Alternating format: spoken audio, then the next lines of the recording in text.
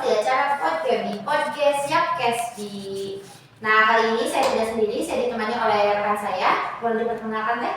Halo teman-teman, perkenalkan nama saya Novi Sulistiawati. Saya merupakan mahasiswa program studi D3 Kebidanan Poltekkes Yapcast di Sukabumi. Oke, saya panggilnya siapa nih?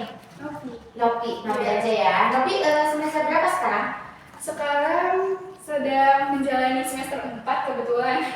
Semester yang lagi panas-panasnya. Iya. Berarti udah praktek ya? Belum, kebetulan baru mau UAS kita. Oh, baru mau UAS. Iya. Oke. Udah tahu belum nih kita akan membahas apa nih di podcast kali ini nih? Sepertinya tidak akan jauh dari ibu dan anak karena saya merupakan mahasiswa kebidanan. Ya, tapi kita juga belum tahu teman-teman apa yang akan kita bahas. Mungkin Teh Kiki bisa dijelaskan? Nah, oke teman-teman, jadi tema kali ini yaitu seberapa penting sih kesehatan ibu dan bayi.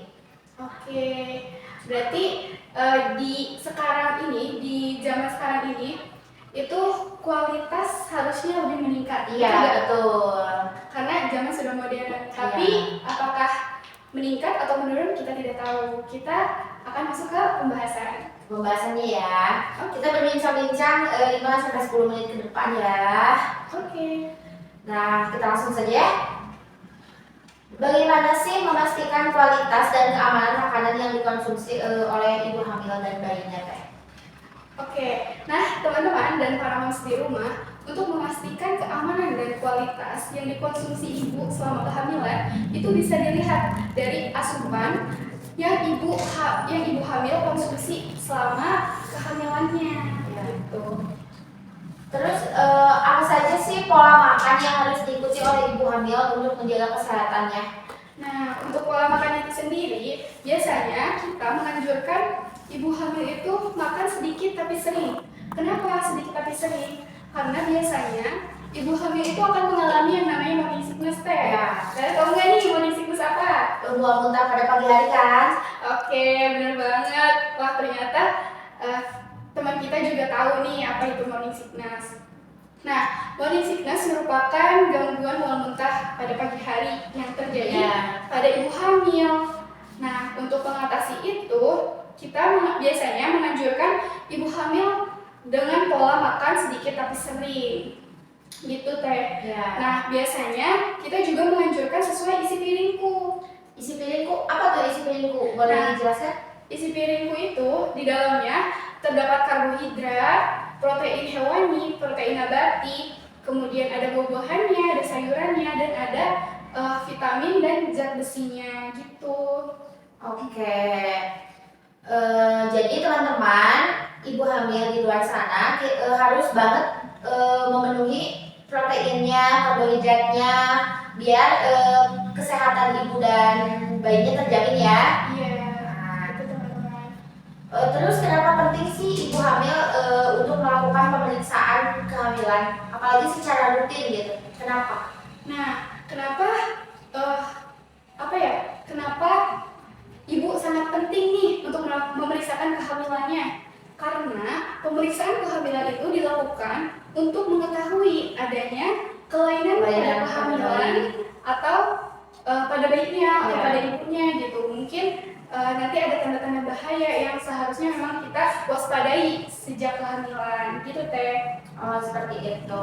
Terus yang harus diperhatikan oleh ibu hamil apa nih kalau terjadi tanda-tanda bahayanya? Nah, yang harus dilakukan oleh ibu hamil jika terjadi tanda dan bahaya pada kehamilan itu bisa mengurangi aktivitasnya, Teh. Terus menjaga pola istirahatnya, kemudian berolahraga yang ringan-ringan saja gitu. Melakukan pekerjaan rumah juga harus dibatasi gitu, harus yang ringan-ringan aja gitu. Terus untuk tanda bahaya kehamilan itu sendiri, ibu-ibu juga harus tahu nih apa saja sih tanda bahaya kehamilan itu gitu. Nah, jadi untuk moms, tanda bahaya kehamilan itu ada pendarahan pada saat kehamilan, kemudian pecahnya ketumban, kemudian ada odem atau bengkak pada muka, tangan, dan kaki gitu. Kemudian kejang itu bisa disertai dengan sakit kepala, demam tinggi pun itu harus diwaspadai, Teh, pada saat kehamilan gitu. Terus ada nggak pencegahannya gitu? Seperti apa? Nah, untuk pencegahannya tadi kita bisa istirahat yang cukup, mengatur pola kegiatan kita seperti mengurangi aktivitas, melakukan aktivitas yang ringan-ringan saja, dan berolahraga. Gitu. Terus ada nggak sih kayak olahraga yang aman buat ibu hamil? Nah, untuk olahraga yang aman untuk ibu hamil itu biasanya ada stretching nih, pemanasan-pemanasan kecil gitu. Kemudian ada yoga, ada kegel, ada aerobik, ada senam ibu hamil. Kemudian bisa juga dengan melakukan aktivitas-aktivitas sehari-hari nih yang ringan-ringan itu juga sudah termasuk olahraga. Gitu. Oke. Terus pada usia kehamilan berapa sih harus bisa melakukan olahraga?